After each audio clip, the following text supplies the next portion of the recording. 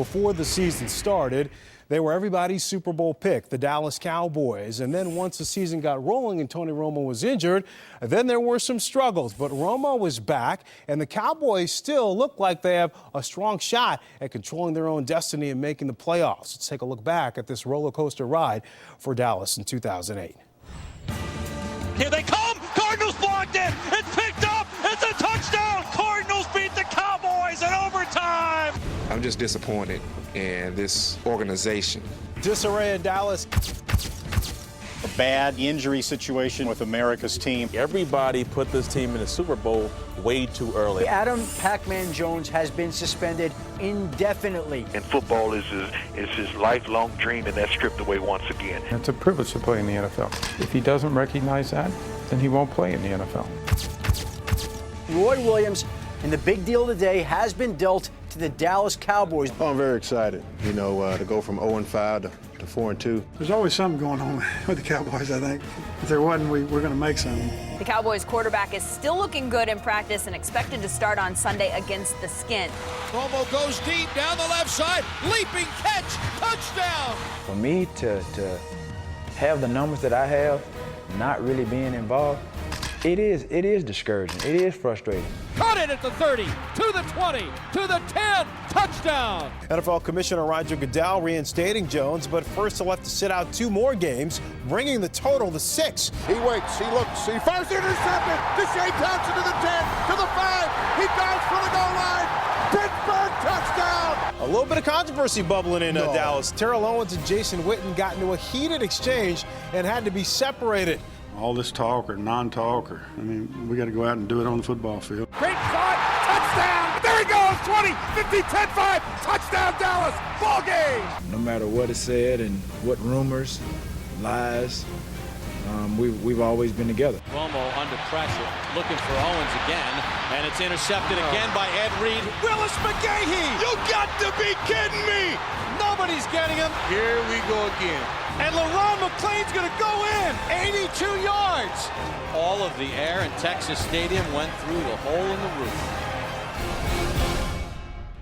roof. But it's all come down to this. A Dallas win in Philadelphia this weekend, and they're going to the playoffs. So you can't blame all the Cowboys' December woes on Tony Romo. The last 4 seasons, it's been a giving time for Dallas, as in giving away games. They've been outscored by an average of 5 points and are sub 500 with a 7-9 mark. Team's already excited. Like I said, I talked to a bunch of them last night. They're all really excited about this. So, I think we'll pick up, but I don't think I have to get them there because I think they're going to be there. But we're going to be there because this is what we work for. This is a long, hard season. It's been a long season. It's not a long season anymore. It's one game. All right, and to add more mix to the Cowboys fire here, this is Jerry Jones to the Fort Worth Star-Telegram Sunday. I don't have any inclination as I stand here after this ball game about any coaching changes, and I don't see coaching as an issue. You don't think for 1 minute Bill Parcells Jr. is going to come in here and do any better, do you? He didn't. I don't think a coaching change is a cure-all. Do we want to go to college and get one? As I stand here now, it just doesn't make sense. He's only been here 2 years. So let's address that first, Jim. Do you agree with that? Yeah, because I don't like to see coaches get fired, being a former coach myself. And, has this team underachieved this season? Yeah, I think so. I don't think they played up to their potential. But I'm not so sure that Wade Phillips is the answer. I think he needs more time to get his philosophy there into the team and see what they can do. They're a talented team. They haven't lived up to their expectations. Does that fall on the head coach? Yeah, but give him another chance.